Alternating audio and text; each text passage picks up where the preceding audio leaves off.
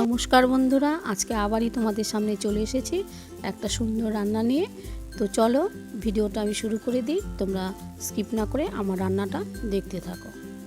তো প্রথমে আমি মাছগুলো ভালো করে কেটে ধুয়ে নিয়েছি, তারপর কড়াই বসিয়ে দিয়েছি। কড়াই গরম হতে হতে আমি এদিকে মাছের মধ্যে দিয়ে দিলাম হলুদ গুঁড়ো, দিয়ে দিচ্ছি লবণ, তারপর দিয়ে দিচ্ছি সামান্য সরষের তেল দিয়ে তারপরেই দেখো আমার কড়াই গরম হয়ে গেছে।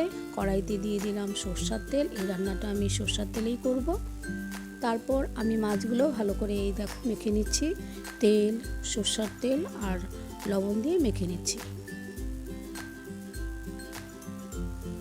তো আমার কড়াইয়ের তেল গরম হয়ে গেছে, আমি এখন মাছগুলো ভালো করে ভেজে নেব।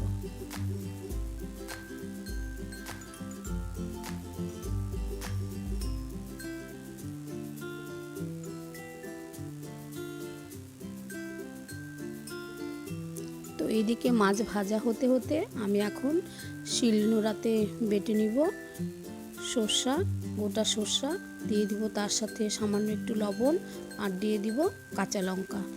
সরষার সাথে কাঁচা লঙ্কা আর লবণটা একসঙ্গে বেটে নিলে সরষার ঝাঁজটা ভালো থাকে আর তেতো হয় না সরষাটা। তো আমি এদিকে মাছগুলোও ভাজছি, আবার ওইদিকে সরষাটাও বেটে নিচ্ছি।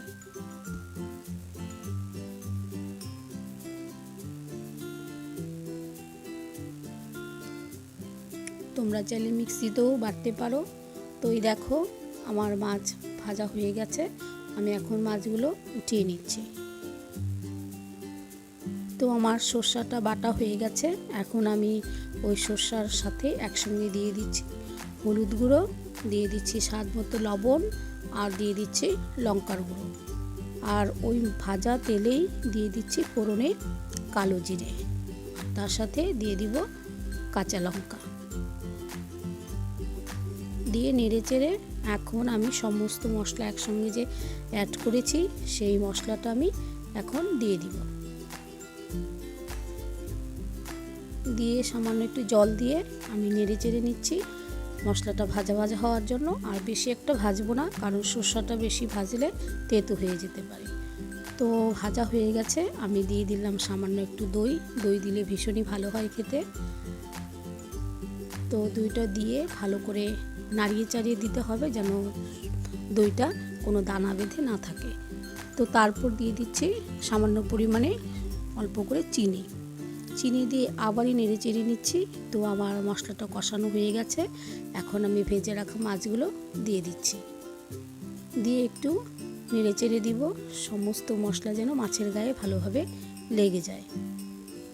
লেগে যাওয়ার পর আমি দিয়ে দিব সামান্য জল, অল্প করেই দিব, কারণ এই রান্নাটাতে বেশি ঝোল দিলে বা জল দিলে ভালো লাগবে না, একদমই মাখো মাখো একটা ভাব হবে। তো আমি দেখো অল্প করেই জল দিয়ে দিচ্ছি। তো এখন আমি আবার নেড়েচেড়ে দিব। নেড়েচেড়ে দেওয়ার পর 2-3 মিনিট ফুটবে মাছ আর মশলার সঙ্গে ভালোভাবে মাছটা একটু সেদ্ধ হবে। 2 মিনিট কি 3 মিনিট বাদে আমি দিয়ে দিব কাঁচা লঙ্কা, চেরা কাঁচা লঙ্কা। কাঁচা লঙ্কা দেওয়ার পর আমি আবারই দিয়ে দিব সর্ষের তেল, দিয়ে নেড়ে চেড়ে নিব। এই দেখো আমার রান্নাটা কমপ্লিট, আমি গ্যাস অফ করে দিয়েছি। এখন আমি মাছটা যে রান্নাটা করেছি রান্নাটা আমি এখন নামিয়ে নিব। তো বন্ধুরা, এই মাছটা একটু ভেজে নিলেই ভালো হয়, আর এই মাছগুলো ভাজা খেতেও খুব ভালো লাগে।